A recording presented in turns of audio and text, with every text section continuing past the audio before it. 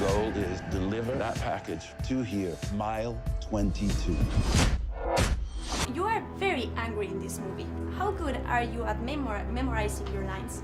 Especially when you have to yell at people and talk really fast. I'm very good at memorizing my lines because I spend a lot of time doing it. I don't know if I have a photographic memory or I just read them so often that I can visualize the pages in my head. And with this particular movie, I spend a lot of time not only reading my lines and learning them, but writing them to learn them. You know, just writing them over and over and over every day. I filled up probably 50 notebooks of these monologues. But what was frustrating and annoying was Pete would write these monologues and try to write these big long speeches, and then when I see the movie, they're like cut in half. There's only half of them in there. So I'm like, why am I learning all this stuff for months at a time if you're just gonna cut it out? You are a martial arts legend. Legend? Legend. You are a legend, yeah. Did you know that? No. Yeah, no? We just found that out now. He's a legend. Yeah, you are. Thank you. How many takes do you need to complete your action scenes? Like, more or less. Is it difficult for you? Easy? Basically, it's like, I need a lot. He has an incredible work ethic, so it's not about how many he needs, because he'll just keep going. We have to stop him. He never. No, but it's true. Like he works and his team works harder than anyone I've ever seen.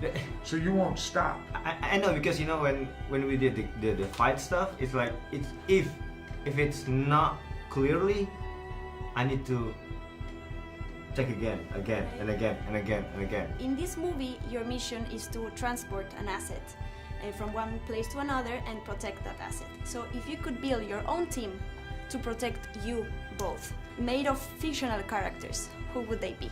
I grew up reading the Enid Blyton series, The Famous Five, and it was just this group of kids. It actually probably more reminds me of how my childhood was, but it was just everywhere they went, there was always some kind of an adventure. Did that answer the question? I have Obi-Wan Kenobi protect me. Good. Yeah. Good. And that and like, you know, Ewan McGregor, Okay, who yeah. doesn't want to hang out with him, right? I know. As Obi-Wan Kenobi, Yeah. even better. Yeah. Good. I just want like 5 of him.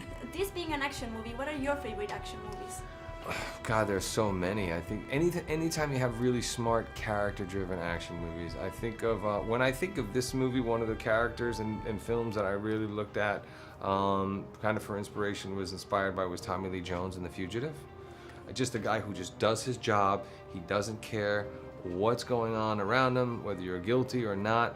His job is to track you down and catch you, and that's it. He's going to do his job, and he never stops, and he never turns off. For me, I have old school tastes in action. So I was talking about this yesterday. The first movie that had a great fight that I ever saw was Officer and a Gentleman. Had a Taekwondo fight between Richard Gere and Lou Gossett Jr. That was the first fight that I ever remember, like as a kid, seeing that in a movie and being like, wow. You were in Colombia, right, to shoot some scenes. What was the best experience for you there? The people, Yeah. the food, but really the people. It stayed with me so much. Every single person that we met seemed very genuinely happy that they were there and happy that we came to visit their country and like welcoming, like please come back for vacation, all of these things, and that plus the ajiaco. I think every meal for at least a week I had ajiaco.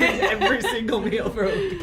I wanted to ask you about the title of the movie. It could have been another number. It could have been 23 or 24 or 30. Wow, that's a good question.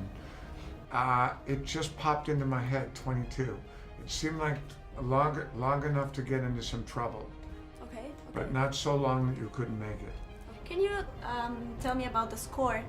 Did you get involved? You know, no, with the score and certain things like that, production designers, I would let Pete kind of go and kind of do his thing. I didn't want to impose. Like if it was for instance Patriots Day, then I would have a very strong opinion about it. You know, the true life stories based on tragic events. We would get into arguments about the cut and scenes and all these things. But with this, you know, this was Pete's original idea, and I just wanted to help him get it made. And what started out to be a secondary character ended up being the focus of the film, Jimmy Silva. But I really wanted to allow Pete to do his thing. For you, like the angry part of your character, and for you, the emotional part, what happens with your character in the movie, how was that for you to film that? It was very challenging, but I think it was also very therapeutic in a way. And it was also great being able to watch Lauren work and how she was, you know, able to just evoke such powerful emotion, which seemingly out of nowhere.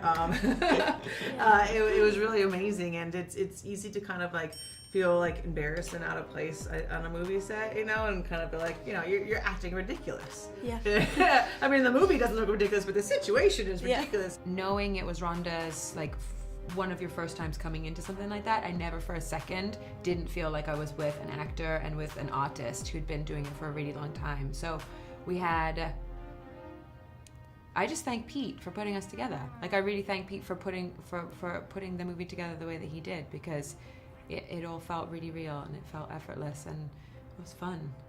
He made me everything I am. Pray. Fast forward, freeze frame on my pistol. Pray. You're chaos. I think I might be worse. I am a killer who looks like a hero. Pray. You feeling calm, Alice? Not even a little. Are you? I'm totally calm.